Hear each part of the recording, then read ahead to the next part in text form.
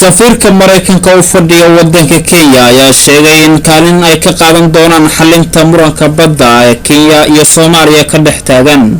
Kyle Carter oo waraysi siiyay telefishinka Citizen ee ka howlgala gudaha Kenya ayaa ka dhawaajiyay in Maraykanku uu ka shaqeyn doono sidii uu u fududeyn lahaa xal ka gaarista khilaafka ka taagan dhulbadeedka Kenya iyo Soomaaliya. waxa uu sheegay inay rumaysan yihiin in labada dal ay ilaalin doonaan daris wanaaga.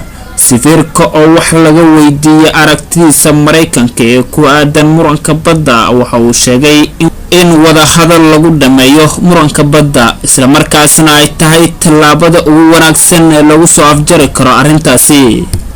masarkaal waxa uu sidoo kale sheegay in labada dal aysan inaba kala maarmi karin gaar ahaan xiriirka dhaqaale iyo iskaashiga ku aadan arrimaha amniga, sidaa darteed ay muhiim tahay inay isku yimaadaan si ay xal uga gaaraan khilaafka ka dhex taagan.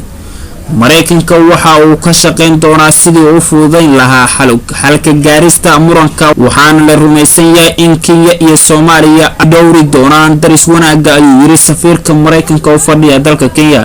hadalka safiirka ayaa ku soo aadaya xilli maxkamadda cadaaladda adduunka ee ICJ xilligan ay shaacisay waqtiga kama dambaysa la furi doono kiiska dhageysiga dacwadda.